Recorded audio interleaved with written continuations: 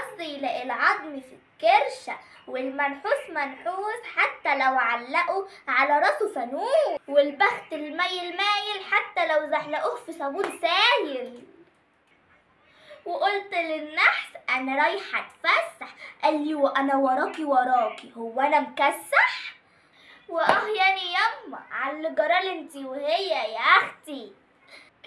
خلصنا المدارس من هنا يا حبايبي، وكنا تعبانين وتعبنا مع العيال. تمام، هقول لكم ايه يعني يا حبايبي، ما انتوا عارفين يا ستات اللي احنا بنشوفه في المدارس والمذاكره، تعبانين وشقيانين، قلنا يلا على نفسنا شويه مروقين.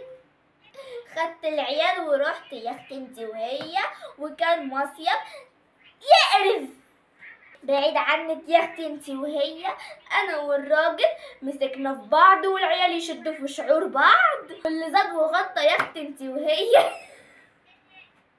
لقينا هناك قفص نسانيس قالوا لنا روحوا شوفوا النسانيس. قلنا نعمل خير ونروح ناكلها، كان معانا يعني ايه لب وزداني وتسالي يعني يا اختي انتي وهي، والنسناسه والده وشايله ابنها كده على بطنها، واشيل الواد الصغير ابني تروح ابشع بايديها الاتنين كده. قام الواد بقى قعد يعيط وتخربش. راحوا قالوا لنا الناس اللي كانت واقفه اجروا على المستشفى العام اللي في اخر الدنيا عشان الواد يتطعم. وانا اعيط والواد يعيط، والله يا اختي انتي وهي ما قلنا لحد حاجه. ديتها يعني الجاره اللي جنبينا واللي بعديها بشويه، قولي على القريبه دي على دوه بس كده. وعايزه اقول كان مصيف لوز، حلفت والله ما انا رايحه مصيف تاني ولا طباها، احنا مش بتوع مصايف يا ناس. واللي زاد وغطى يا اختي انتي وهي، من يومين كده سمعت ان بيقولوا ايه ان المدارس خلاص على الابواب. هو احنا يا اختي انتي وهي لحقنا نرتاح في الاجازه اصلا؟ ده انا لسه فرحانه من نتيجه العيال يجي اول امبارح. ما لحقناش يا ولاه، هي الاجازه راحت فين؟ هي الاجازه طارت ولا ايه؟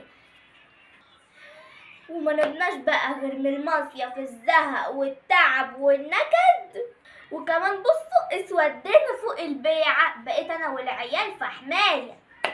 قلت بقى يا بنتي يا رؤى تعالي يلا نعمل مسقيه كده على السريع علشان نرجع بيض ومنورين.